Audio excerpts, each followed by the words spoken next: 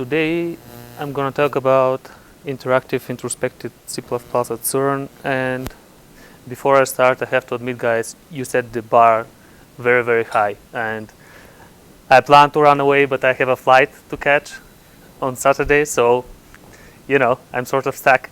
What I'm going to try to explain to you today is the way that we use C++ at CERN in the context of our big data analysis. And I want to do a top-down presentation, and I want to, because usually what you get from CERN, you get the nice movies which are for the general public. And then you see huge impressive things, and then the string, how this binds to the computing, it's sort of not very well described, and this is because it's for the general public. And now I think I want to go through the whole chain and explain to you what we do. So I'm Vasil Vasiliev, and today I'll try to do that. And before that happens, I would like to thank the organizers for having me here, and I apologize for my English, but if you think it of the how full size, when again you are going to hear Bulgarian English, right? So how many of you guys have heard about CERN? That's pretty good. And how many of you have watched the movie?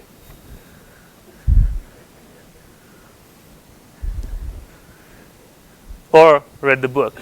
So as a matter of fact, I ended up at CERN because I read the book. I find it really impressive, and in the end, it got a lot of things in the wrong way, but it worked for me. I thought I'm a computer scientist in the end, and I never thought about things like that. I never thought that somebody is trying to create antimatter, for example, and this made me go and search for it. And I found out that's actually true. And then I searched for the organization CERN, and then I really found out that there is such organization which is able to do that. But the first myth was busted, because in the movie and in the book, this was a top secret organization, more or less like Area 51 or something, and it wasn't. Everything was on the internet. Everything was explained very well, and damn, it wasn't a top secret organization, but it was interesting. So it was quite friendly for newcomers. I saw that there were many positions for students. They liked students, and I applied. And after a couple of unsuccessful applications, maybe because of me, because I didn't do the paperwork correctly, but that's my excuse.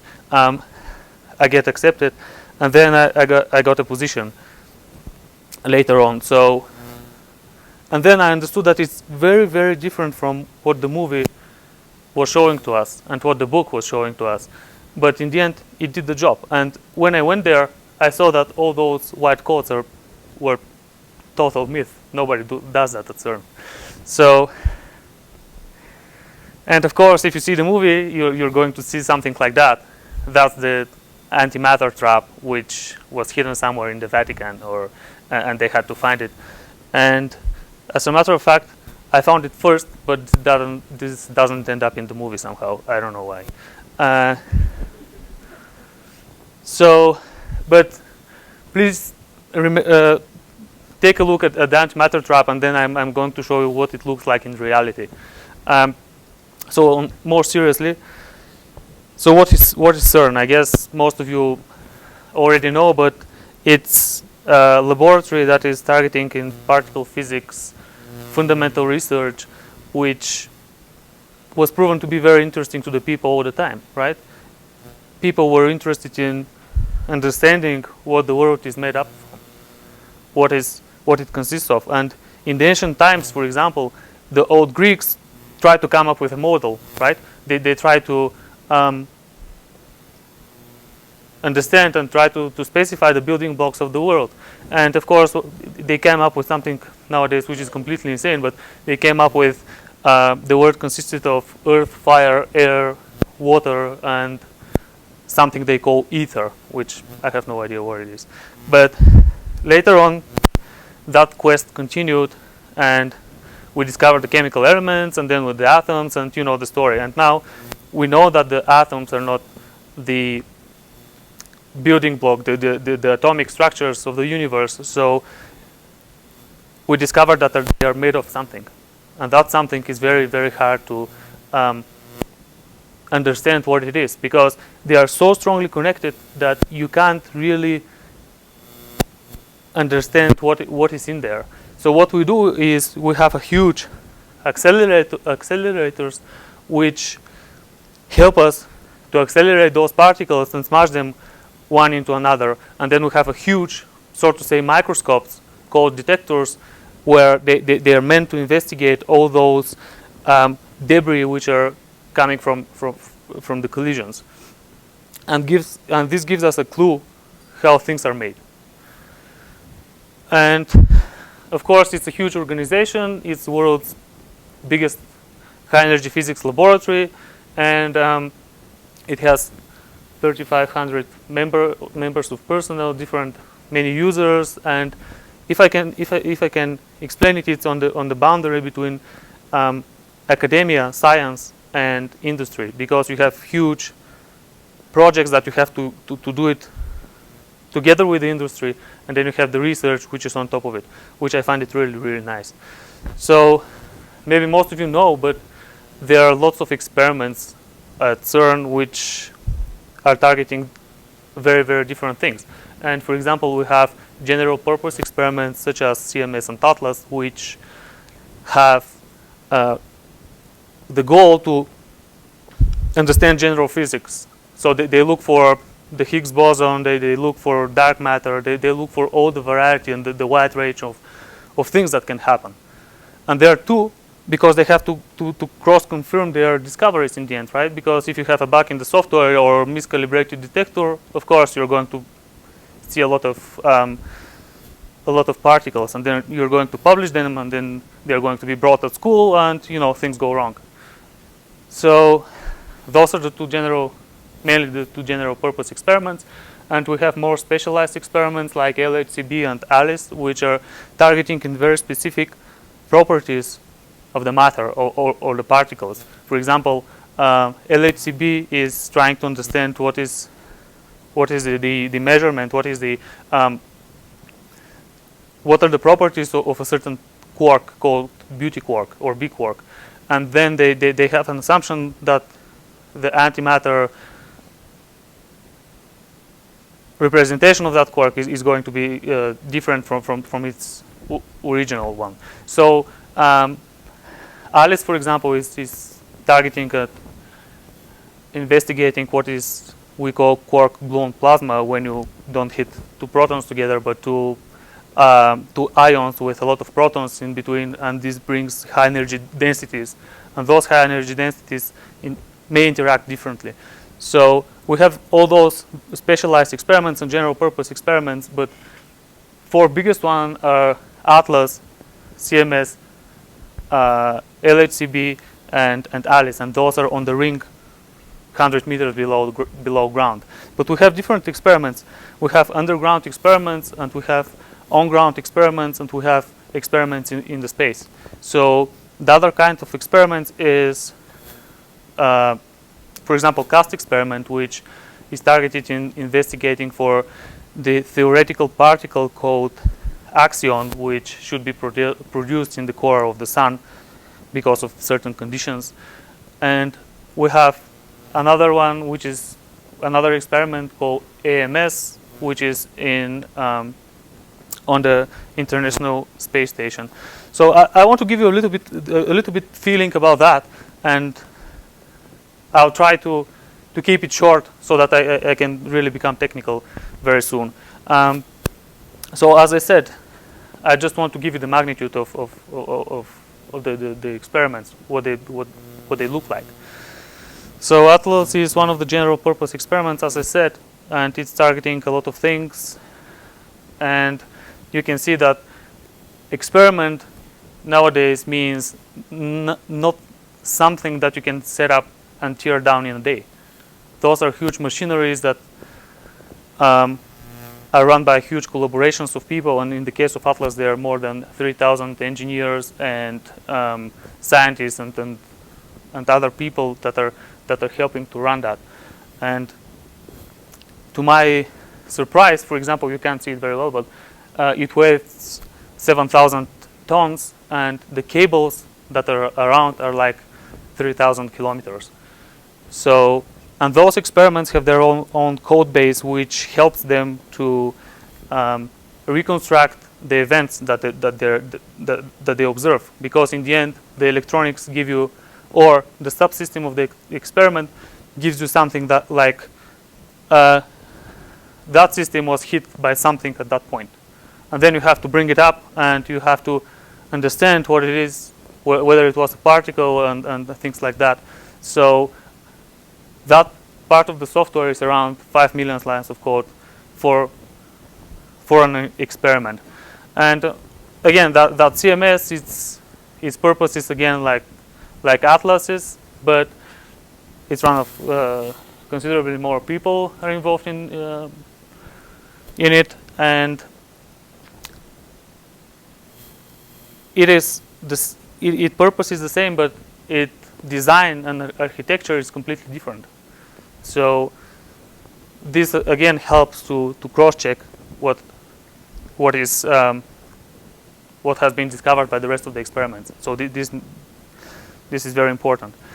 So we have different, and those two experiments are exactly at the beamline. So the beamline crosses exactly at the center of the experiment. And those are different ones, which, for example, LHCb, which is a specialized one, is an experiment which is not on the LHC, but it's a little bit not on the beamline, but it's a little bit away from it, investigating for certain kinds of particles, certain kinds of event. Not any kind of event, but certain kinds of certain properties. And it's run by a lot less people.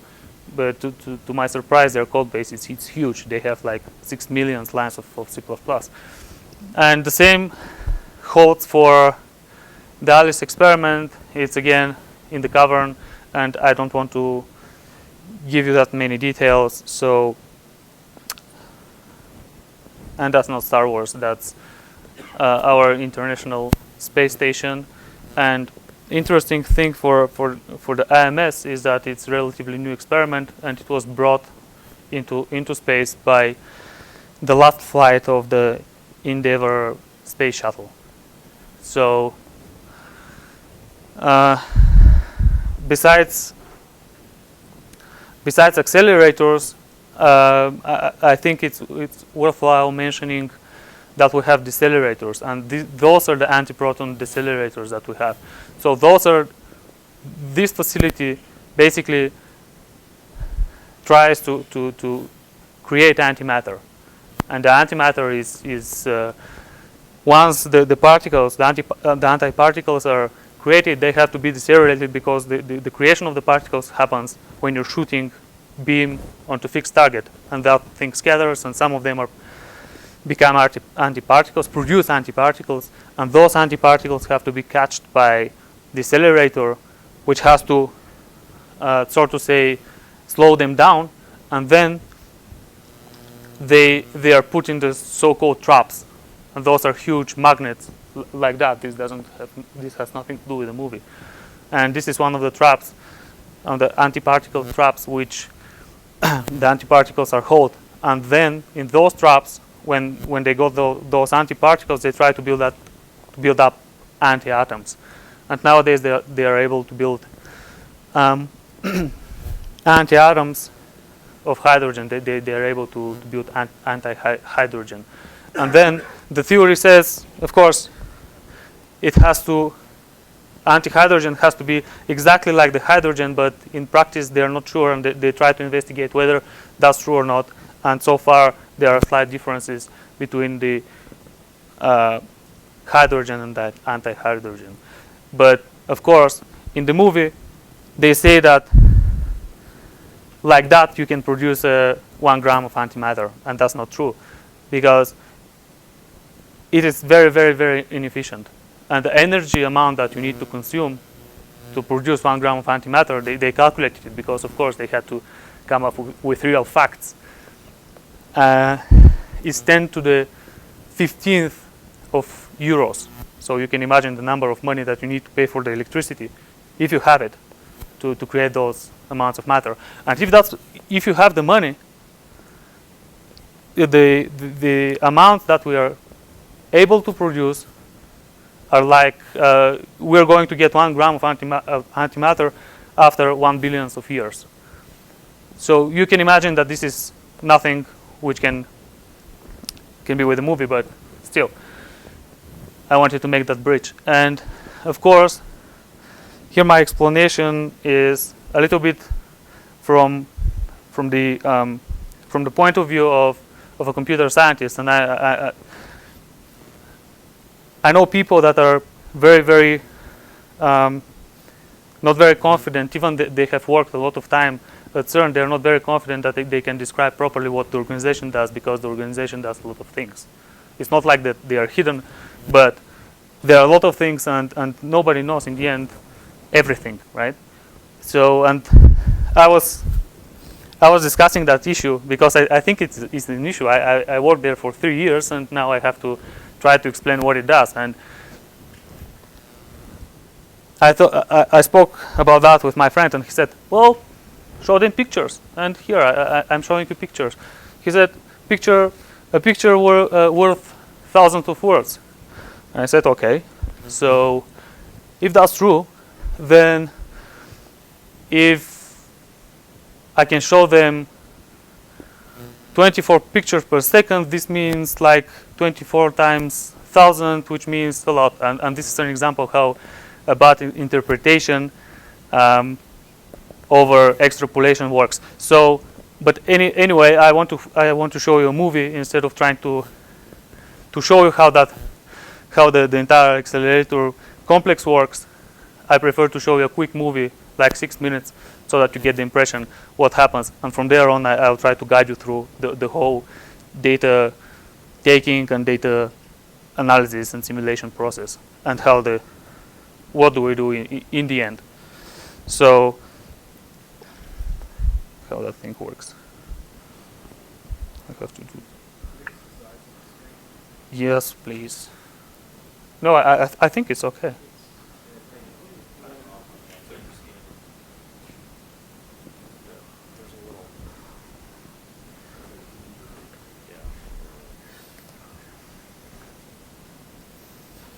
Yes, and I guess.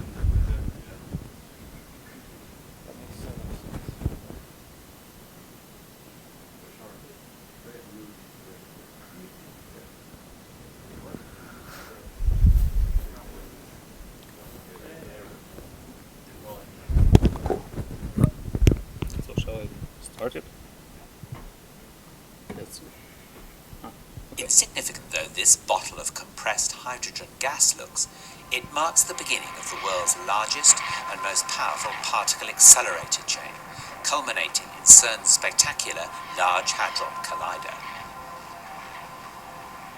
Hydrogen atoms from this gas cylinder are fed at a precisely controlled rate into the source chamber of a linear accelerator, CERN's LINAC-2, where their electrons are stripped off to leave hydrogen nuclei. These are protons and have a positive charge, enabling them to be accelerated by an electric field.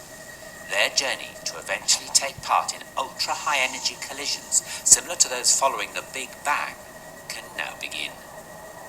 This initial acceleration has caused LINAC-2 to be likened to the lumbering first stage of a huge rocket. By the time this packet of protons leaves LINAC-2, it'll be travelling at 1/3 the speed of light. It's about to enter the booster, stage 2 of the rocket, if you will. In order to maximise the intensity of the beam, the packet is divided up into 4, one for each of the booster's rings. Straight acceleration is now impractical, and the booster is circular, 157 metres in circumference. In order to accelerate the packets, they are repeatedly circulated, and the electric field is now pulsed, in the same way that you push a child on a swing each time they reach a certain point. Magnets exert a force on the passing protons at right angles to their direction of motion, and so powerful electromagnets are used to bend the beam of protons round the circle.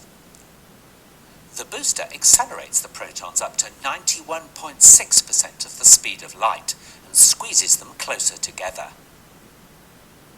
Recombining the packet from the 4 rings, it's then flung on into the proton synchrotron, by analogy stage 3 of our rocket.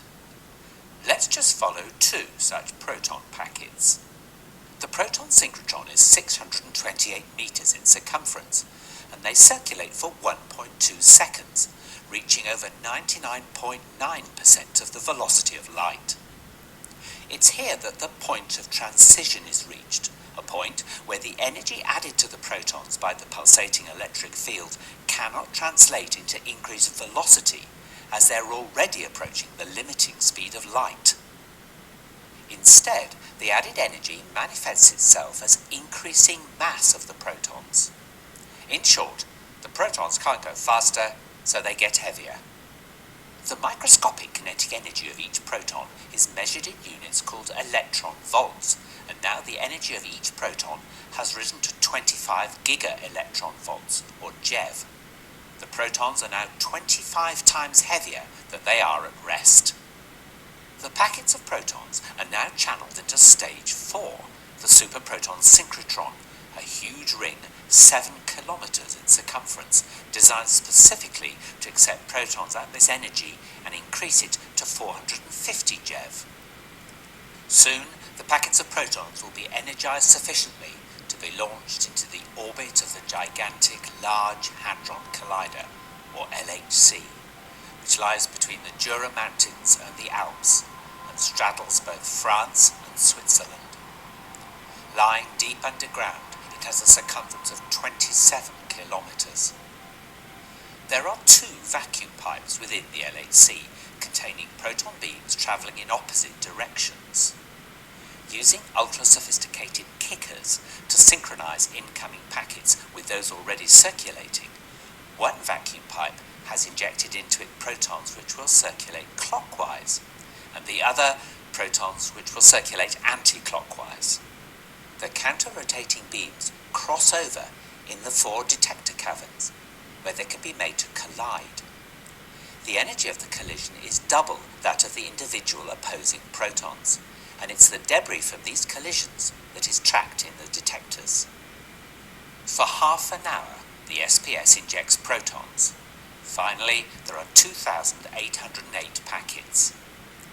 During this time, the LHC adds extra energy to each proton, whose velocity is now so near the speed of light that it goes round the 27-kilometer ring over 11,000 times each second, getting a boost of energy at each revolution from the pulsed electric field. Finally, each proton has an energy of 7 tera-electron volts, and they're 7,000 times heavier than at rest. The magnetic force needed to keep the beams bending to the ring is so enormous that nearly 12,000 amps must flow through its electromagnets. This is achieved by making the LHC colder than outer space, so that its magnets become superconducting. Now the protons are ready to collide in the detectors. A steering magnet finally brings them onto a collision course. The total energy of 2 protons colliding in the LHC is 14 tera-electron volts and reproduces similar states to moments after the Big Bang. Particle tracks from these collisions will be analysed by computers connected to the detectors, and it's hoped these tracks will give a new insight into the very birth of our universe, how our universe has evolved, what governs its behaviour today, and where it's going in the future.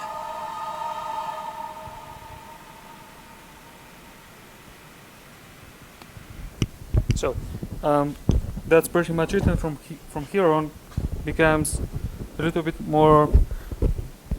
less spectacular.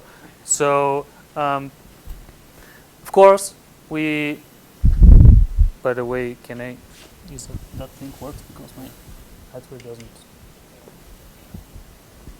Sorry. Yeah, but it doesn't. No. I'm sorry. It's kind of weird system. So it's still not working? No, it doesn't.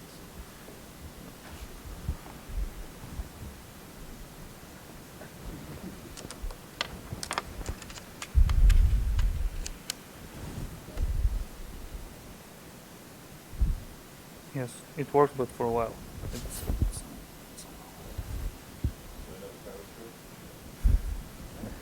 Yes, that would be fantastic. Try with this. Maybe those adapters work. Yeah, yeah. Little filter.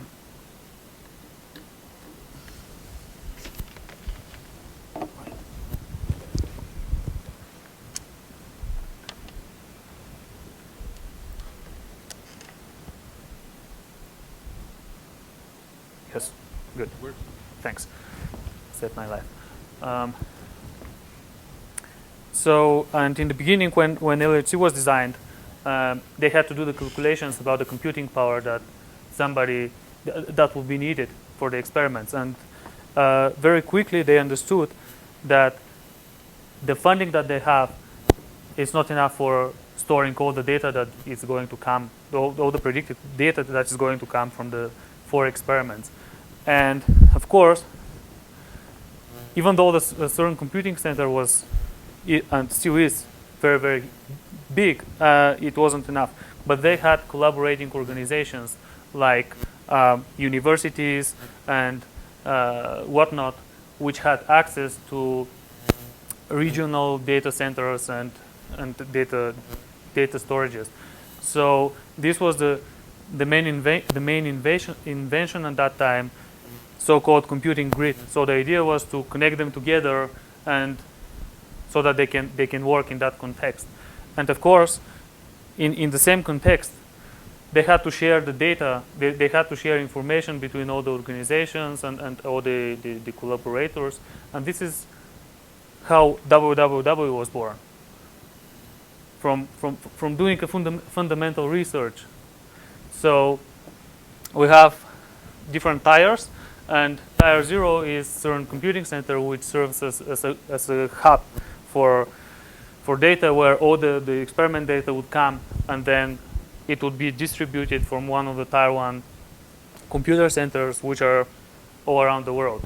We have 11 of them, and you can see that we have computer centers in Lyon, France, in Taipei, Chicago, BNL, I think on Long Island, and so on. So tier 2 is the computing resources, which are in the universities, which are relatively small, and they replicate the data, and they can further analyze it. And then tier 3 is the user resources that are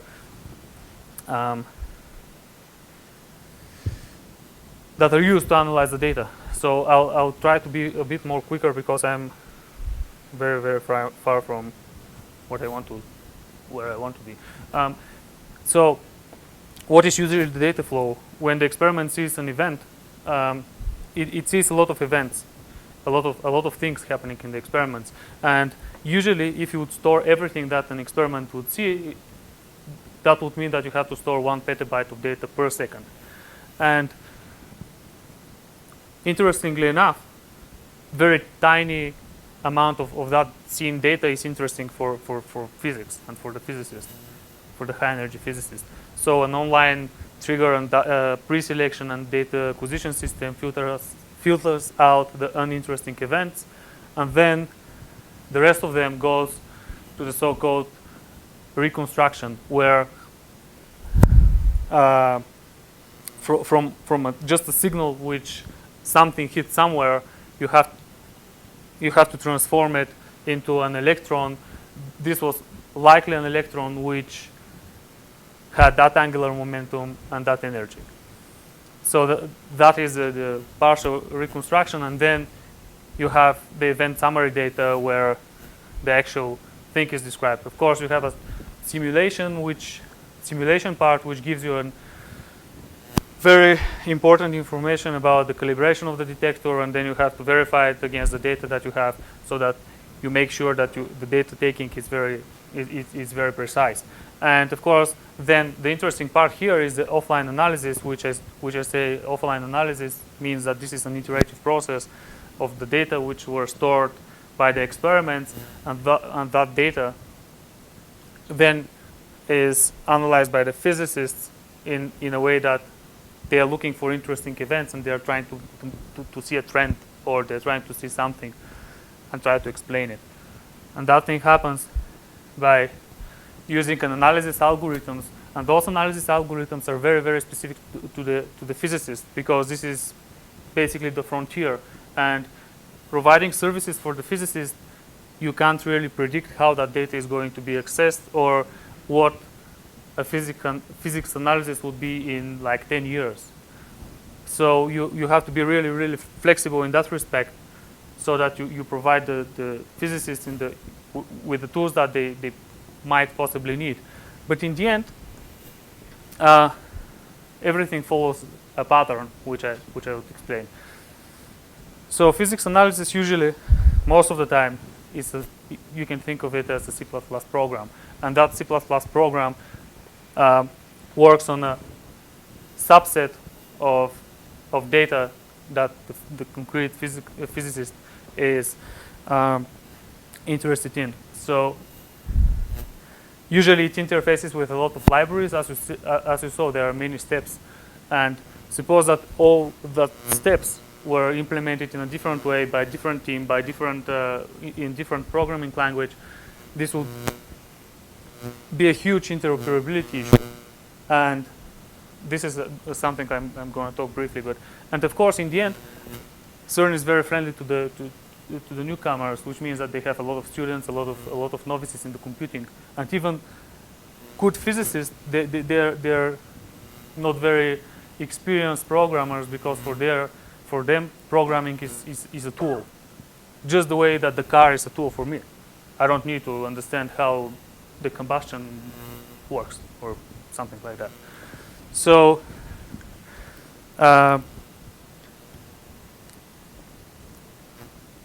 if you implement the steps of analysis in separate libraries and with separate concepts, that would blow up.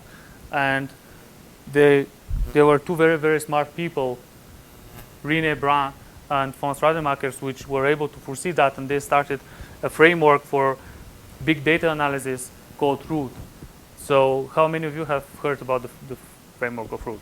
Yes, I agree that the name is very ambiguous, but so it is, in short, a framework for data processing born at CERN, at the heart of the high energy physics, and every day thousands of physicists are using it to analyze and perform their simulations and to analyze their data.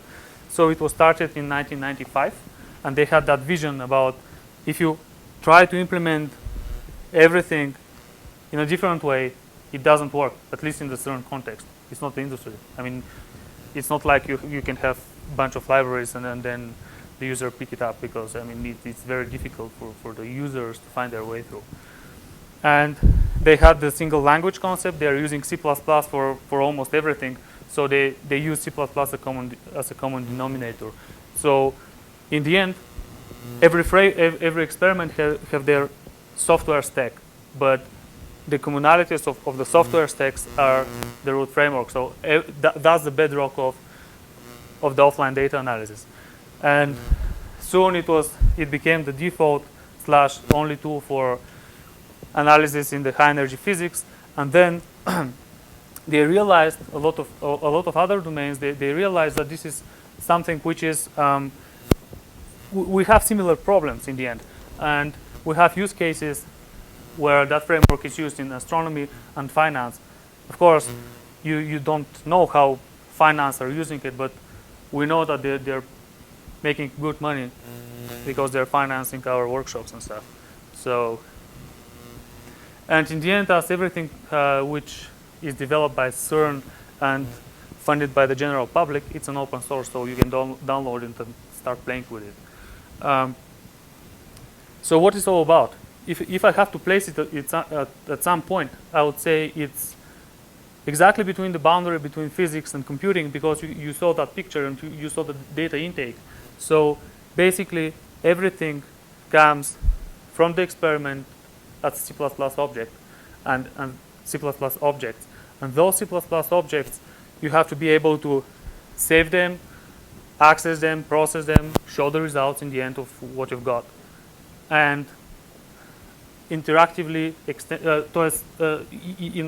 in a sense, that thing has to be easily extendable by the users, because you cannot really foresee how it's going to be used, but you have to provide the tools of simplifying the things. And as I said, if you cannot predict it, we know the pattern that an analysis is built. So almost everything starts from, let's try to do that. What happens if I do that? Something very simple. And then later on, they start, okay, that was good, but then I want to continue. I know what I want to do conceptually, but I'm not sure how to do it programmatically. So, and exploratory programming and the read evaluate print loop concept that we have is very important in that case, because it allows the user to quickly and easily prototype what he thinks he needs, and then he can easily verify whether that is the one that he needs, or he has to slightly change something, and then get the result. So, and we have an interactive shell-like prompt where you can type C++. Don't bash me yet.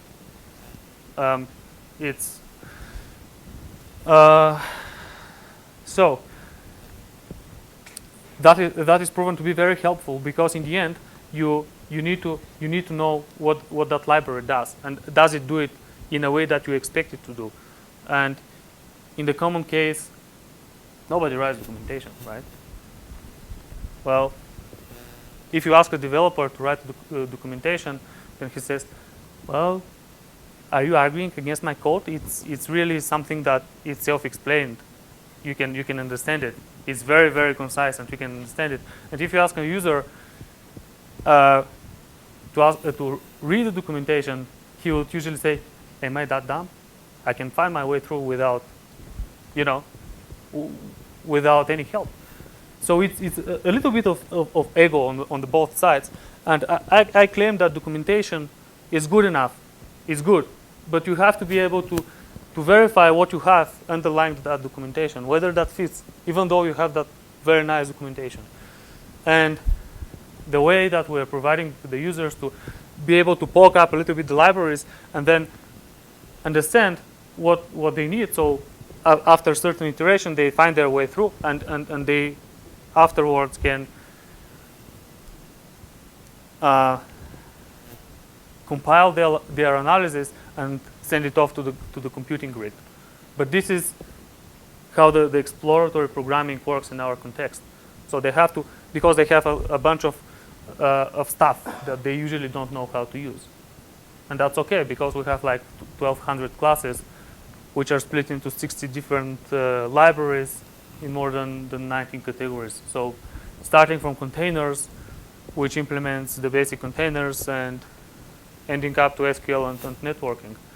So in the end, nobody can learn.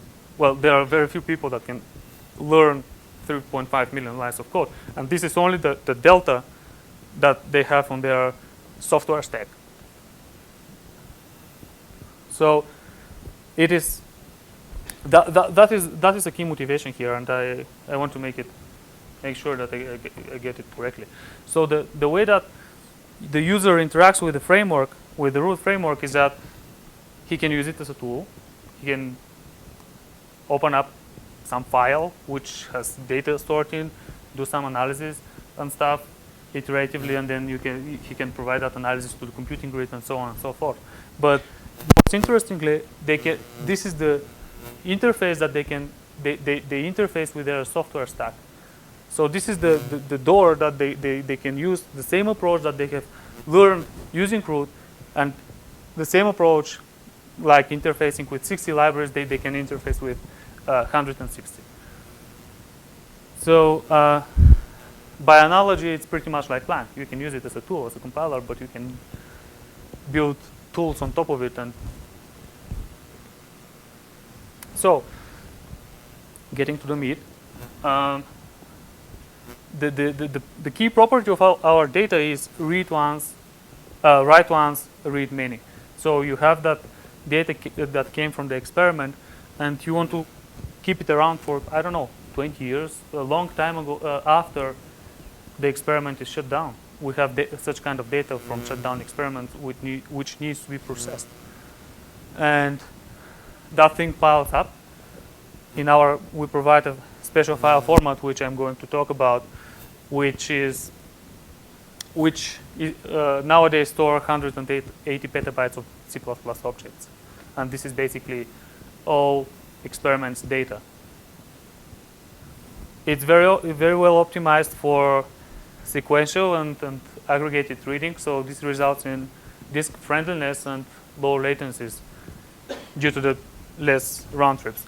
And the file format by itself, it's a binary file format which is machine language architecture independent, which means that, and it is self-describing, which means that you have the contents, they are well described in the file format, and the way that you read the contents of the file are described as well. Is described as well. So that is proven on the next slide, because we have a JavaScript implementation which is able to read the root files completely independently on the platform, on whether or not you have the framework installed and things like that. So I find it really, really, really good. And the way that we store the data is interesting. And I can say that I'm not an IO expert. I work on the other part, which I'm going to show you in a few minutes. So what we do is what now industry calls vertical data storage. And we add to it recursively. We call it column-wise data storage, but that term is much more cooler. So what we do is you have the object, and you have the data members of in the object, and those data members you want to store, right? And those data members, if they're recursive, so you have to store recursively all the data members that are aggregated in that object, and that results in surprisingly high performance reading and better compression rate, and I'm going to show you how. But this was a very abstract explanation, so let's go through an example. We have a class, my class, and we have 3 objects of it. That's okay. So you can see here that the relevant part is the data stored in that object. We have accessors, we have methods, we have much more volatile things that can change. So what we do, we store the data members in a root file, which results in less data to store, and then we store the rest of it in a library. And here you can say, yeah, well, of course, but they'll go out of sync, and that's fine. If they go out of sync, we have a subsystem which we call schema evolution. So suppose that you had in the file std list, and then in your library, some version after that data was stored, some version of it, you change it to an std vector. We have an automatic schema evolution which map the straightforward cases automatically, so you can that data can be read into the new format. And for the non-straightforward cases, you can implement the readout on your own. But this is very important because we can rebuild the class layout without the library to be loaded, right? because you can create a sort of POD or something, and then you can selectively read things. And what we call vertical data. So this is, so usually when you read, you have a different optimization structures. This helps you the fast readout. But it appears that if you store your data in an optimization structure, this helps a lot because you can do selective reading, of course, depending on the context and depending on the data structure. But we use trees for that, and you can imagine, you can see here that we have 3 objects, but those 3 objects are not stored sequentially because you have all those jumps and you don't know, you have to read them and discard them and things like that. So instead of that, we store in the tree, every member gets a branch, and then you can do the selective reading, which is very powerful because, for example, for some reason, your filter, you can filter in the first field, and then you need to understand whether you need to read more of that object depending on that first field, right? If it says that's not an interesting event or that's crap, you don't want to know about it, and on and on. And if that's interesting, you get that offset, and then you know all the offsets from here on. So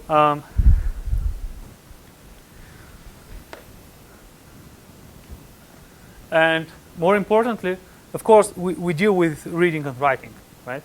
And in C++, that's not very straightforward because you don't actually, when you're reading it back, you don't know how much, what was the size of that thing that you want to read and how much to read. So you need some sort of reflection information. And right now, maybe soon this is going to be changed, but right now C++ has limited support of reflection information. So we have to do something about it. We have to have the reflection information which shows us how much we need to read in order to make it work, right? And this is basically our entry point for our reflection layer in root, and this is deriving from an entity called T class, which is able to reconstruct.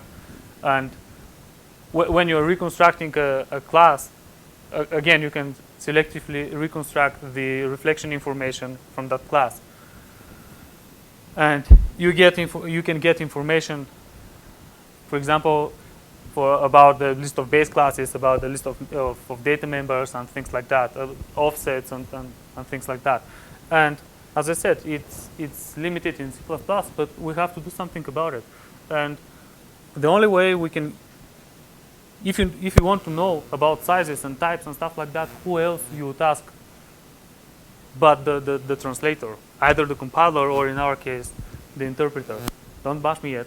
I didn't explain what I mean by interpreter. So in the case, our reflection layer, we have a built-in interpreter which served its purpose a long time, and this is our way of understanding what type means, and all the details that we have. So what we do is we open up the interpreter internals so that it is able to send information back to our reflection layer about the types. And this is something that we do string-based because various reasons. Because it is, to begin with, platform independent, and it is proven to be very convenient. So everything in root heavily relies on that. So the interpreter is the glue between the systems because we have a plugin manager which communicates with that via strings and stuff. We have language bindings which work on that. Our I/O system, that's vital for it. And that's why I want to justify the role of having something interactive where in the process of reading and rebuilding things, you can poke it and it can give you information back, besides of the other key strengths. Because it is important to be a bit more dynamic. If you have a prompt where you can write C++, you have to be a bit more dynamic. You cannot expect people to, I don't know, write compilation flags, link in libraries, and stuff like that. Everything has to be a bit more easier. And in that case, I didn't mention our auto-loading system, but I don't. If I have time, I'll try to explain what it is about. But it figures out automatically the missing symbols. It knows which libraries to load and which header files to pull in, so that you do my class and it would understand where that thing comes from, and then it will do basically the compilation, the linking for you. And in the end, the interactivity that's over the years that was proven to be very helpful, both in learning the framework internals and learning C++, which is important in our case, very, very important. And let's go back one step. Let's go one step back. So we provide language bindings. So what we have is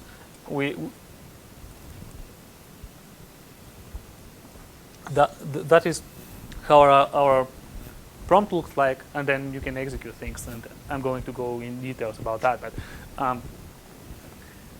here, the important thing is that you have a sort of Python engine which you can type Python, and you can bridge both worlds, and the same thing as Ruby. So I'm going to. What is more interesting is that we have you can switch back and forth between C++ and Python.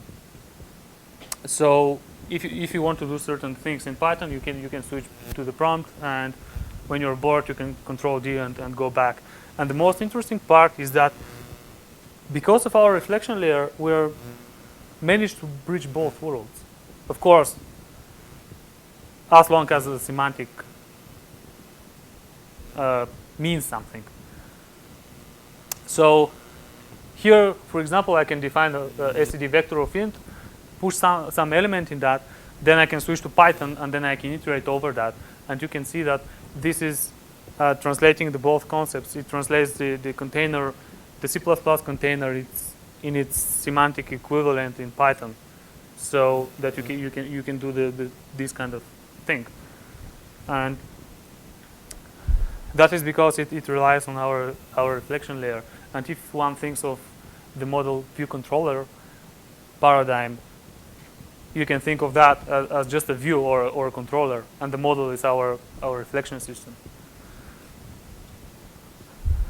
So, Sint, talking about interpreters, that thing, that is our production interpreter for over 17 years, and it was written in 1991. And for me, of course, it has its disadvantages, but it laid the foundation of our understanding of dynamic C++. It is, of course, it was made to support C, and then C++ was patched. It doesn't have good diagnostics, but whatever. So that is our motivation to go a bit more bold. So what we always wanted is we wanted full C++ support. And by full C++ support, I mean supporting the standard. Doing the things in the same way that your compiler would do it. And it was very, very hard to do it with Sint. We had a hard time doing that. And maybe that looks funny for you, but for me it's a huge challenge, because it's a huge advantage, because we didn't do that. We had to hide certain parts of STL, for example, because our interpreter would choke up with it. And we have to be able to go to the new standards, and that is very, very difficult to hack in the interpreter. And we want better type information and representations.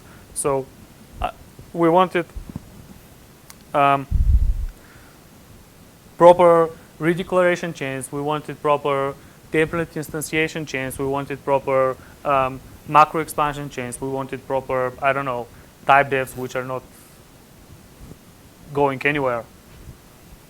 And we wanted always to compile in memory and to be binary compatible, which was very hard in the previous days, because the previous interpreter had very limited knowledge about the target.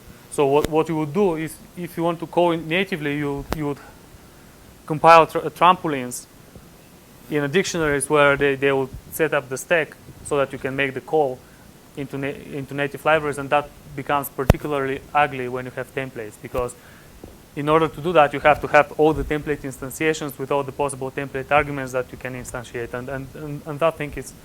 And in the end, we wanted to be lazy, so we wanted to maintain less code, and maintaining 400k lines of code is very difficult.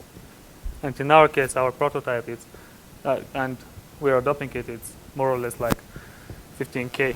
So I always, we continue to try to improve things, but I always wanted, I always thought that we want too much, you know, because I mean, it was, for me, it was just too much.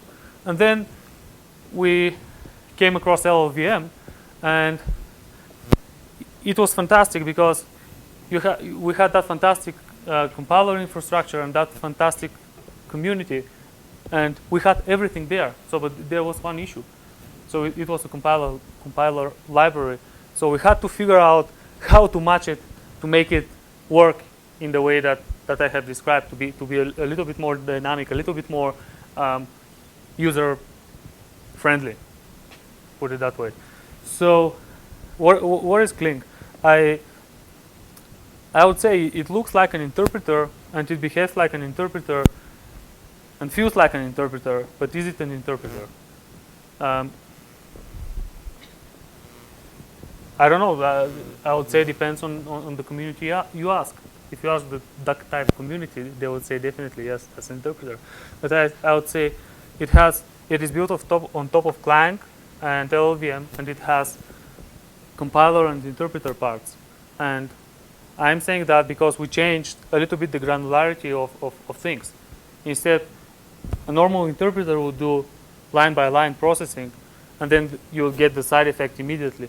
We changed the granularity to processing function per function, or top-level declaration per top-level declaration, and then we figure out which things have to be delayed until runtime, and those things are escaped and then recompiled at runtime. And depending on building it on top of Clang and LLVM doesn't bring any cross dependencies. You don't need to have Clang installed, or you don't need to compile neither Cling or the project using it with a particular system. So what are the key strengths? As I said, the key strengths are full C++ support. That's one of the most important things. And this approach gives us a way how to go to the upcoming C++ standards, because we're going to inherit it virtually for free from the compiler library. And we get very stable and informative intermediate representations. It is, for me, it is absolutely fantastic that we have the AST of the source code, which is properly built without losing any information, and we have the LLVM intermediate representation, which is, again, as you might have seen from the keynote talk, it is very informative and descriptive. So, and it's being developed in mind that it's going to be used in multi-threaded environment. So we have,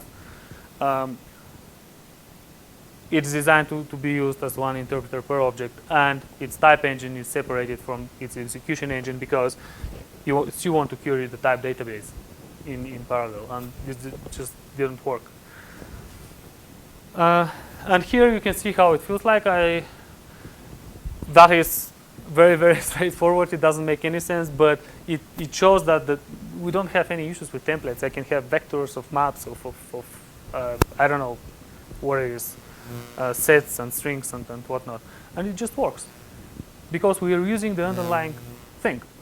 Of course, we have bent all the interfaces to make it work that we want, but in the end, we haven't patched the parser or we haven't reinvented the wheel. And it does pretty well with C++ 11. You can have lambdas and stuff. And here, more importantly, is that the upcoming standard is going to be directly inherited from Clang.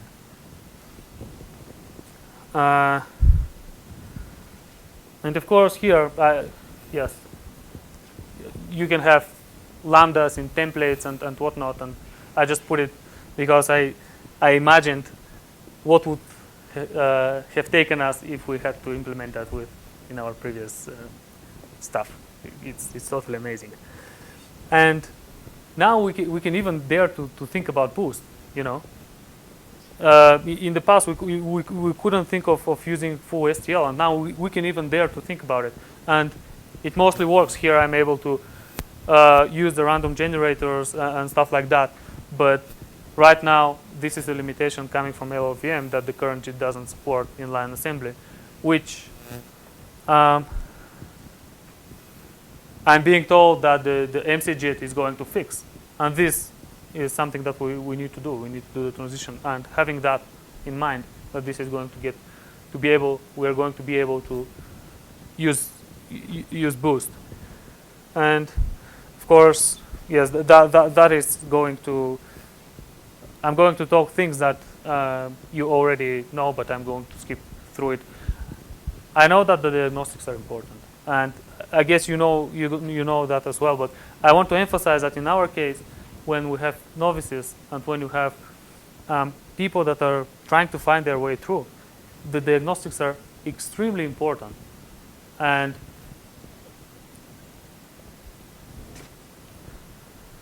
I am absolutely fascinated with what we get for free with Clang. We get things that are, for me, that are really, really, really nice. So I'm going to skip through it, and probably you already know about that because it's default in Mac. That was something which was a trend a year ago, or at the time that you didn't get Clang on Mac. But in that case, when you have range highlighting and carrier diagnostics, that's really, really helps when you develop interactive applications. But not even interactively, but it's even more helpful. So in the past, we had very weird extensions. In the past, we had very weird extensions where, for example, if you use arrow instead of dot, then the interpreter, our old interpreter, would flip that back and transparently to the user and fix it for you. And then you would get that code and port it to the compiler, and then you would say that doesn't work. Because, yeah, it doesn't work because it's not C++. But here, in that example, with the diagnostics that we get, we don't even think of trying to port that extension, right? Because it's absolutely straightforward. You know what you have done and what's wrong. And the fixed hints, again, it's fantastic. Probably the drawback is that the fixed system is not that open. So probably we would patch something in which makes it a bit more adapted to our usage patterns. But I'm pretty happy with what we have right now. You have the fixed. So if you screw up a name, which is most of the cases, you don't even need to look at the source code. And even with the complex examples where we have, in that case, if you have that in mind, it's pretty obvious that you have the virtual method that is coming through two base classes. And that is really hard to diagnose with a compiler. And what you have here with Clang, it's, if you do that kind of mistake, you don't even need to look at your source code. You immediately understand what happened. It says you're trying to overwrite a function which is ambiguous, and I don't know what to do. So go fix it. Templates, that's a huge improvement. You have the template instantiation chains. You understand immediately without printouts what happened. No things like, yes, that's in an ideal world, but it's a lot better than anything else. And macro expansions as well, I don't want to stop on that because I am running out of time. Before that happens, I would like to talk about a little bit more about the architecture of how we do that. What do we do and how do we do it? So what Clink is essentially it's a tiny tool that is built on top of Clang and LLVM, and it tries to orchestrate them. And what the user would do is the user would query Clink, and Clink would aggregate the compilation engine from Clang and the LLVM execution engine. And then what would happen is the user start poking the interpreter with text, right? This is the way code works. You use stuff in text. And then Clink would ask Clang to compile that piece of code. And then Clang would return in the cases where there are no errors, would return an AST. And in the cases where that is not compilable for Clang, but Clink expects that to compile, we orchestrate the compilation process. We mark certain things as dependent. We do healing, AST node healing, and stuff like that. And once we're happy with the result, and that's done by our transformation engine. We have that transformation engine which you would give it an AST, part of the AST, or it would hook in some callbacks in Clang and then try to fix things, to make it work the way we want. And then once we're happy with it, we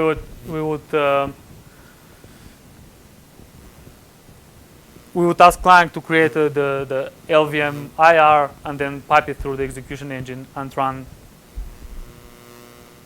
it. So the way it works via well-defined channels in Clang. So that thing works in sharing those intermediary representations which are well fixed. So that is the communication channel between you share an AST, you start doing things with it, you fix it in the way that you need, and then you go on. So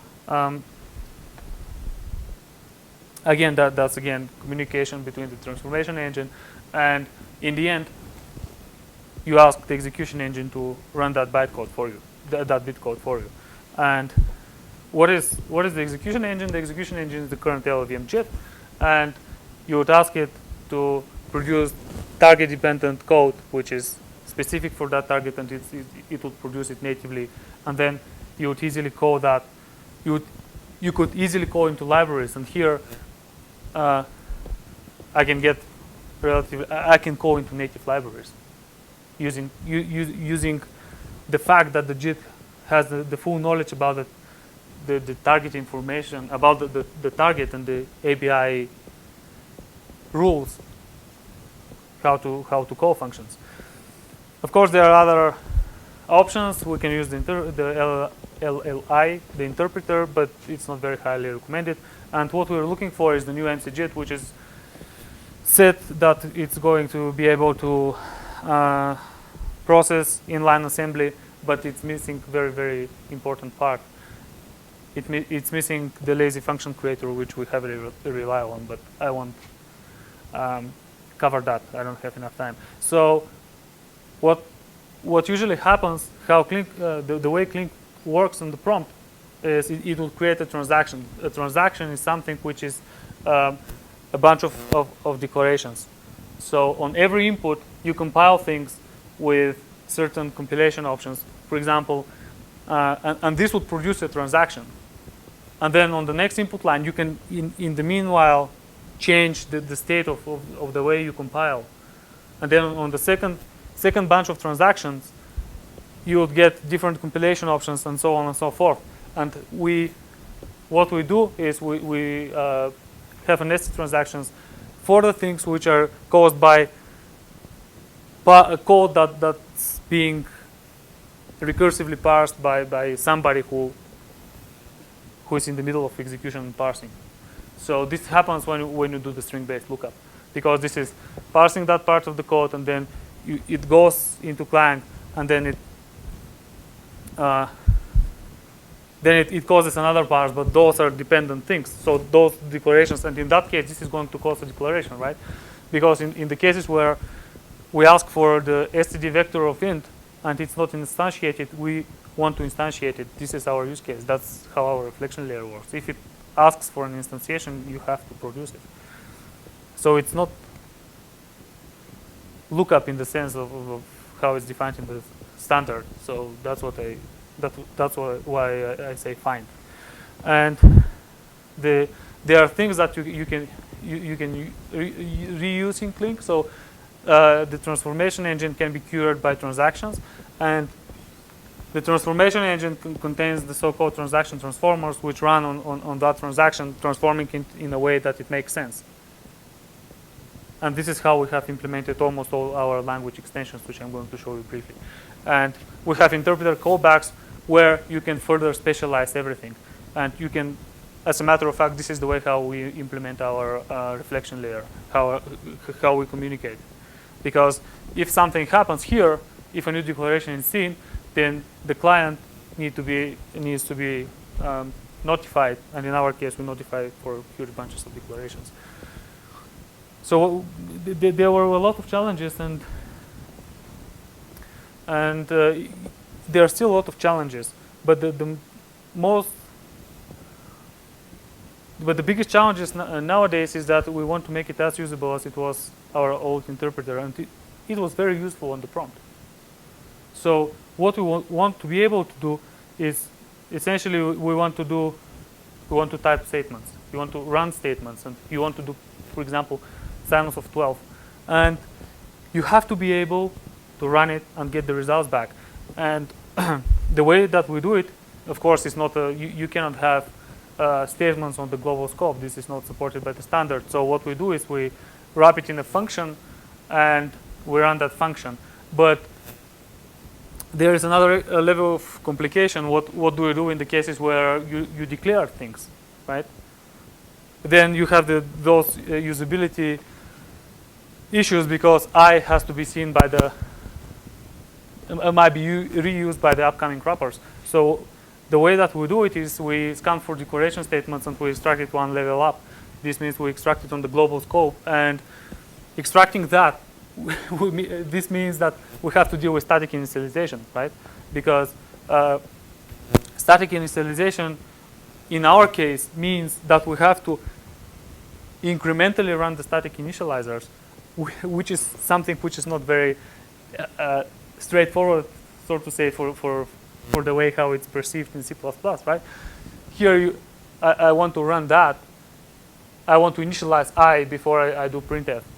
So that's okay, but next time if I do J here, I don't want to reinitialize I, right? So I have to do that per incrementally.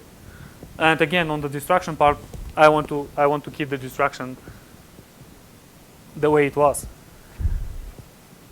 And that easily becomes extra complicated when you have int I equals something, I plus plus, and int j equals I.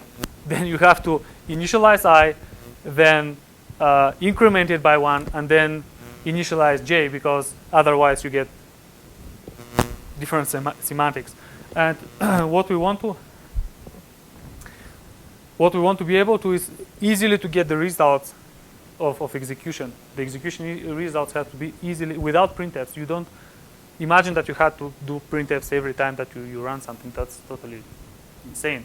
So in that case, we implemented an extension which you just omit the semicolon from the last expression, and if it can produce result, you get it.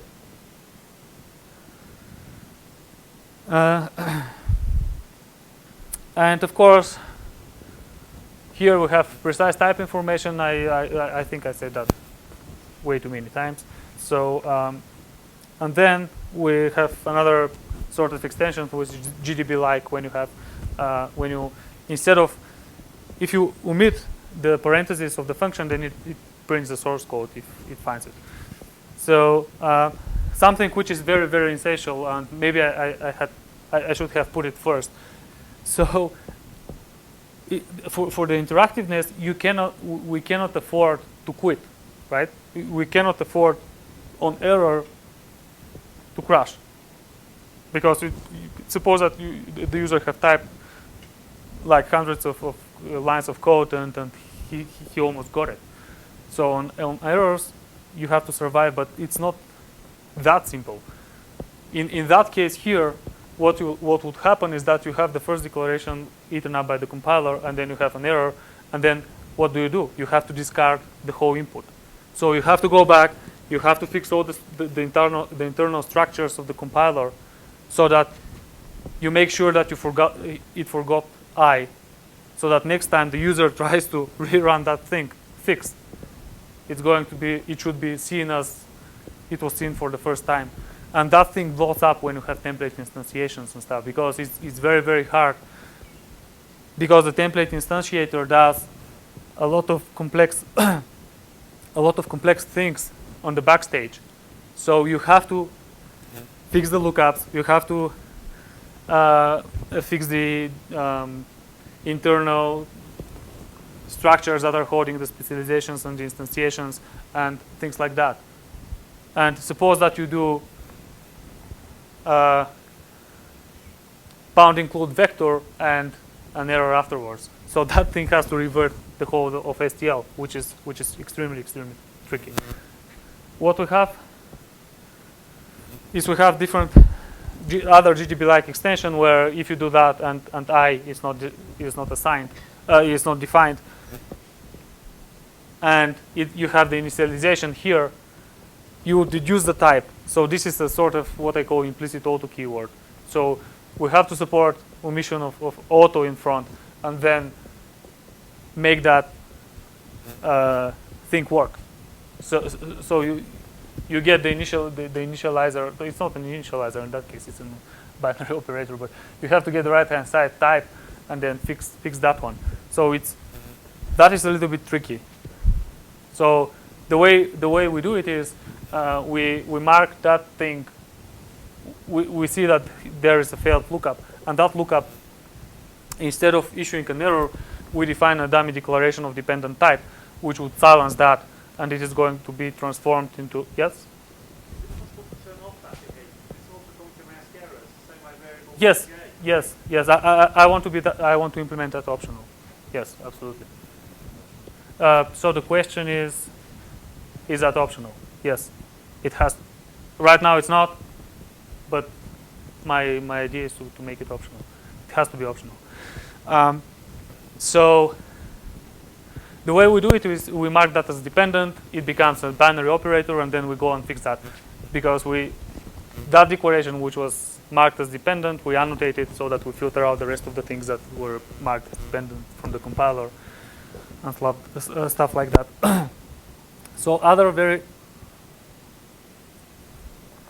tricky to implement extension it still is, because I've implemented that, but our test suite doesn't pass. So as long as the test suite doesn't pass, it's not implemented for me.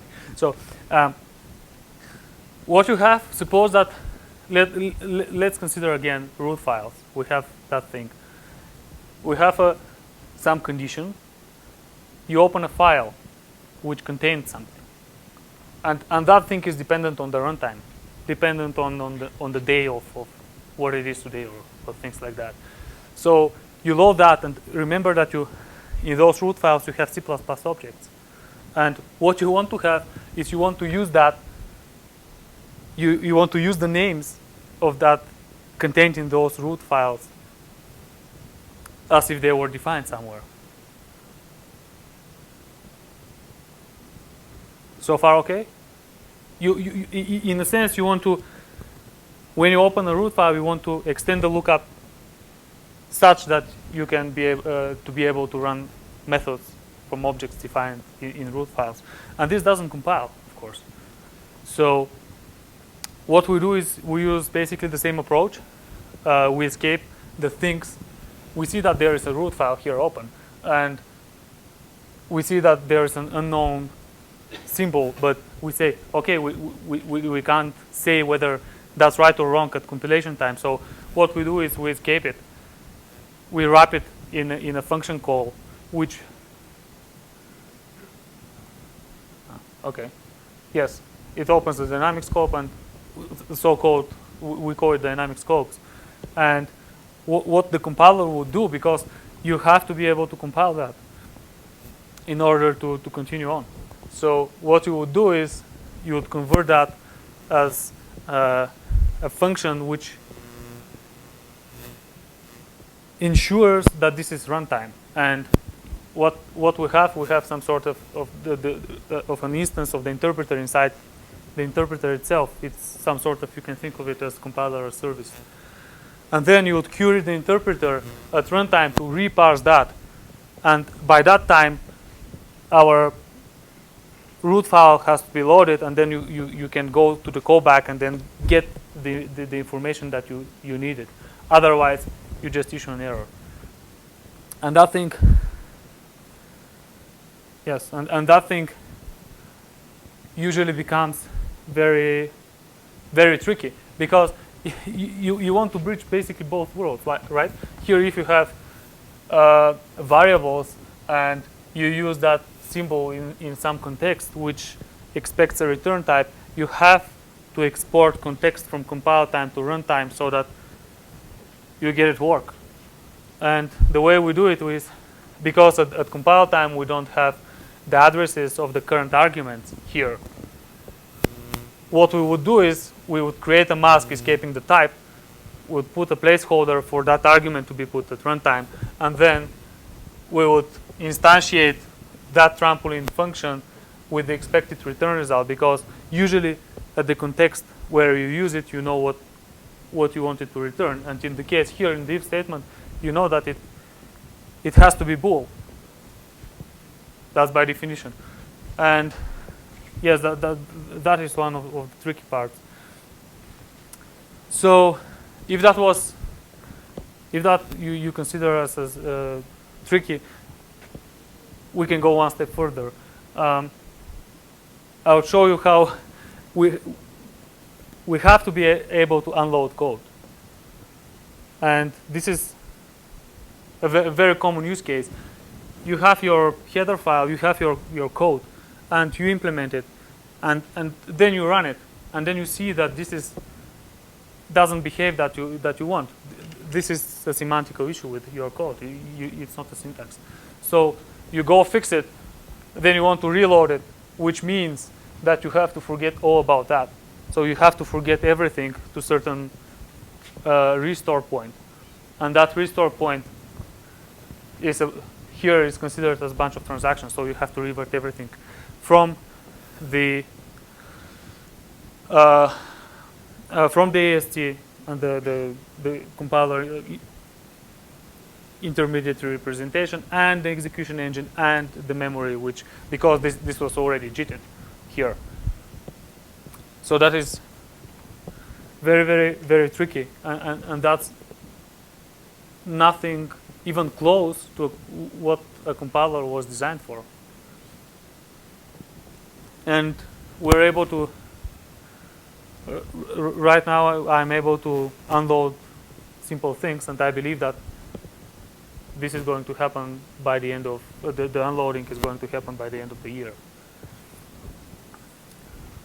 So, and of course, since we rely on the underlying compiler, we can do a lot more than C++, because Clang can do a lot more than C++. Of course, CERN is not interested in developing, in making Objective-C to work. But without any efforts, I'm able to run a simple hello world message without retains and these kind of things. I think it's called ARC or something. That support has to be patched by loading the proper runtime. And I wouldn't say it's very difficult to get it right, but still. So what else?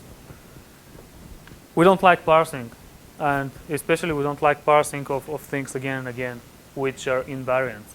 So we were able to hook in PCH support, but in the root use case, PCH support is not enough. PCH is precompiled headers, which are pre-parsed and pre-analyzed things that you just hook in, and you avoid the time that you usually would spend in parsing the same thing. But the main issue there is that since root is used as a part of the experiment software stack, building one PCH would mean that if you have a single change in your experiment software, this means that you have to rebuild the whole thing. And you imagine rebuilding the PCH for 5 million lines of code. It doesn't just work. So what we are really interested in are the so-called PCMs, or the C++ modules. I don't know whether you are aware of it, but there was a very nice presentation about it. And this basically is going to be able to merge the differences from the certain library instead of rebuilding the whole thing. If you have changed a certain header file from a certain library, you should be able to rebuild only that one, and then what happens is you're going to pull it in, and then the compiler is going to merge the definitions. And of course, we want less jitting. And right now, the current JIT uses, well, there is no other way around. But in our case, it slows down a lot of things in our reflection layer. So for the argument setup, the LLVM JIT uses trampolines so that to do the conversions and stuff like that. And most of the times we don't need to do it. So we have to be smarter, or we have to pass something to the JIT or something like that. So smart optimizations of the user code, as I said, user code is a jungle. So what we would like to have is to be able at least to do the devirtualization stuff, where, I don't know, a user calls millions of times a virtual function in loop or something. So, and here, I believe that all the ingredients in LLVM for creating a tracing JIT are there. So I just would like to understand what are the missing parts of creating a tracing JIT, so that we can be smarter and we can instrument the code and be smarter in balancing the interpreting and the JIT compilation. And based on samples, we could eliminate certain things from execution. So what are the future plans? And by future plans, I mean I have limited time at CERN, so those should be I wanted to make it very recent plans. So I would like to migrate to MCJIT as soon as possible, because it gives us a lot of things, a lot of advantages, and Boost, of course. And many of our users are delighted from the fact that they could use Boost in their code.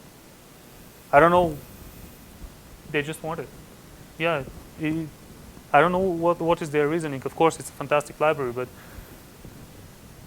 if there is something out there, they want to use it, and we have to be able to provide that, to be able to give it to them.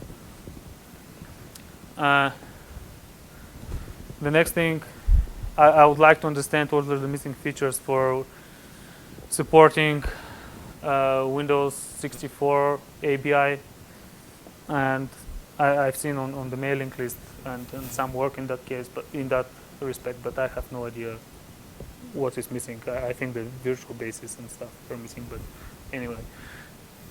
So null pointer dereferences are things that, for example, if you are in the Clink prompt, you have to be able, Clink has to be able to detect whether you are calling something on a null pointer, because otherwise it's going to crash. It's going to do segmentation violation. Of course, you can do long jumps and stuff, but that just doesn't. It's not the way to go. So this is going to appear very soon. We have a Google Summer of Code guy working. We should have a Google Summer of Code guy working on that. And as I said, we can start working on tools. And automatic differentiation is a fantastic tool that we would like to work on.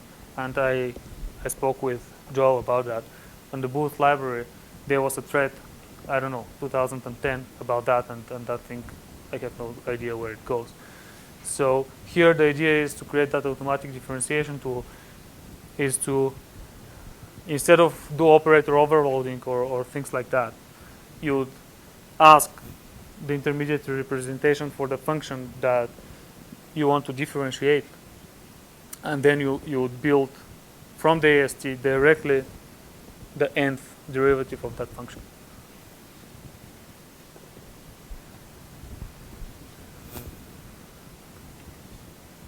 Yes, so that is pretty much it.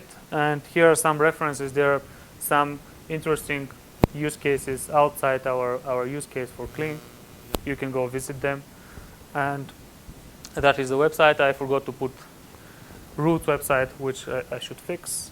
It is root.cern.ch. But if you Google root and CERN, this is going to appear. Yes. Back on the frontline interpreter.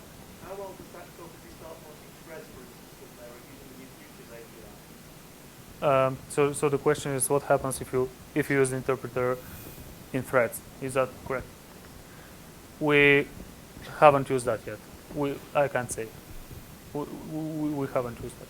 It's on our to-do list, but our manpower is limited, so we didn't try. I can't say. And there are a lot of other references because I did a lot of things trying to explain what CERN is, and if somebody is interested in that, you can go check it out. And yes. So, and in the end, that is all about, right? All that huge thing is that is all about. That's a simulation of one of the channels that they expected the Higgs boson. So all the data is